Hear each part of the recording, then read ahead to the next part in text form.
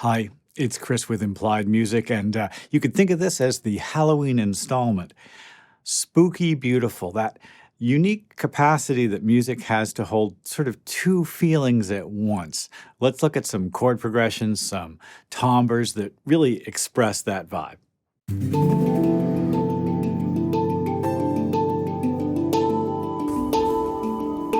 Well, spooky beautiful is an expression my friend Carl Rusk, a great musician, uses describing some of his favorite music. I think when he talks about it, it's more about Telecaster and tremolo and a great spring reverb. But here I want to talk about some chord progressions, some tones.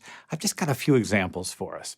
So, first of all, just on piano. So, I would say that, and I won't keep you in suspense, one of the current cinematic expressions of this is what people are calling chromatic mediant modulation. Here's a C minor chord followed by an E minor chord. Now that is spooky and beautiful.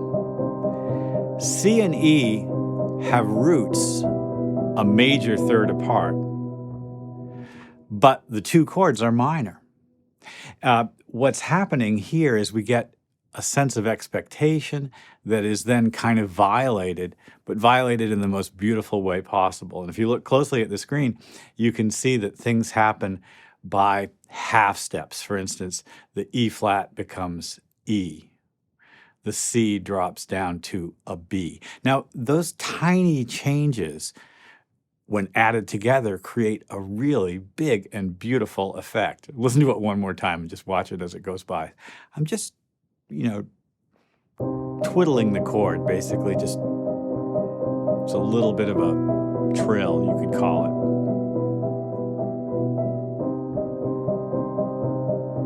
It's very cinematic, really expressive, spooky, beautiful. It's a great interview that Rick Beato did with Thomas Newman. It's long, but listen to it. Thomas Newman, the terrific film composer, he talked about the flat six. The flat six with a major triad. Here's a D major triad.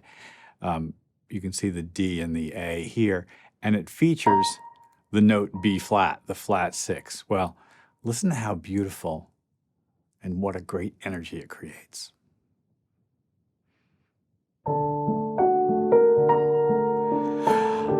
It shimmers, it hovers above the chord.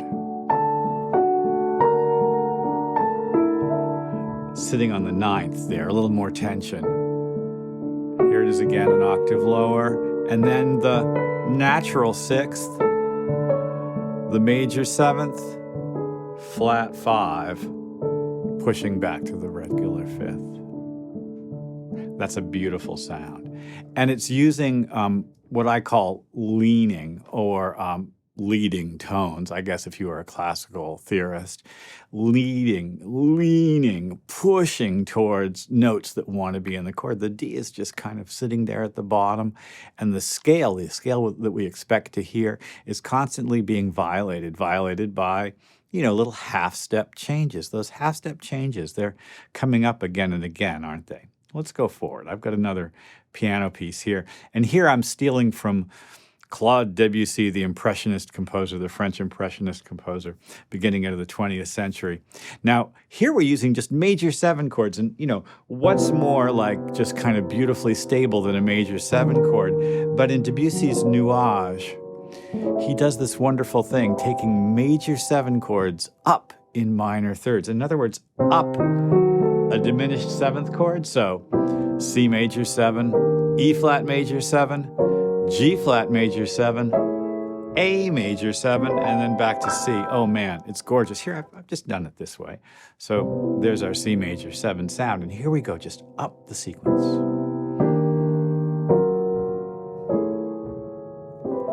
Now that's just coupled. I just moved everything up. But what if we have the bass ascend and voice that descend?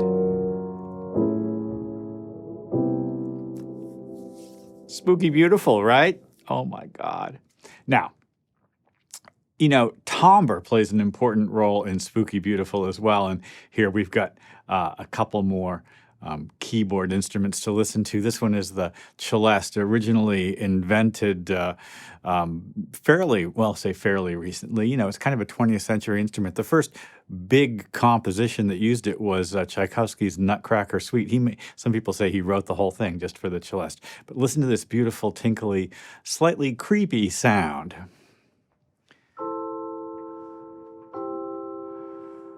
And here, I love this effect of having only one note change as a chord progression moves. Triplets. I did a short using this chord progression just recently. So beautiful. And now triplets in each hand. Different voicings, but the same chord in each hand.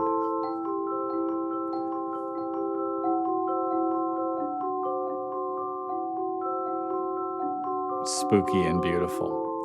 Well, that sounds terrific, right? Listen, one of the things about that Debussy chord progression is that it's going up in minor thirds. It's using a symmetrical system. It's not a conventional scale, a symmetrical system. Another great symmetrical scale is the whole tone scale, all whole steps. It's the, I remember it like it was yesterday scale. In fact, if I do it up here, it's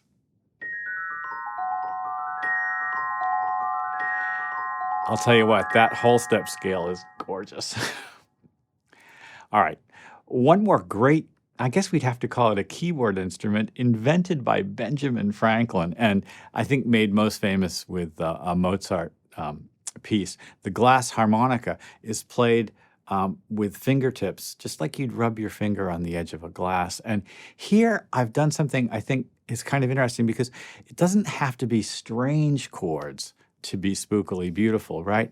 This is very simple, I would say functional harmony, 1, 4, and 5 in A minor.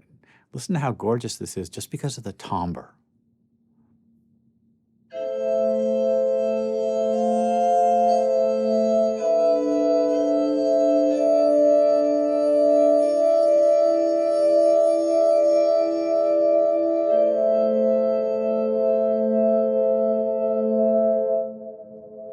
Wonderful.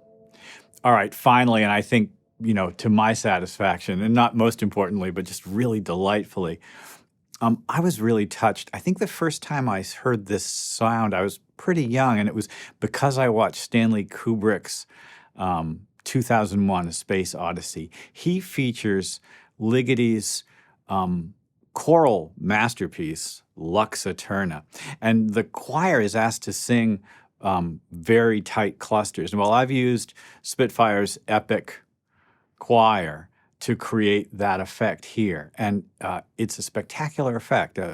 These notes are right next to each other, and the organic breathing quality of the choir just makes it so beautiful. That sounds major, and then add that half step.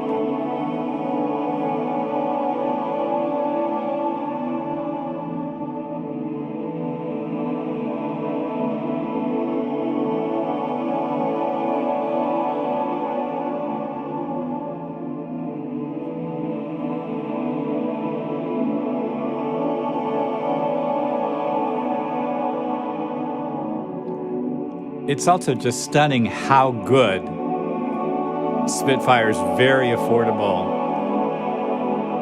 Epic choir sounds. I've got a review of it. You should check it out. All right, everyone's attention, please. And we end. You can hear the reverb tail there. Reverb's really important for spooky, beautiful music. Reverb, a little modulated delay on the reverb goes a long way. Well, what have we learned? Symmetrical scale systems, half-step deviations from the expected.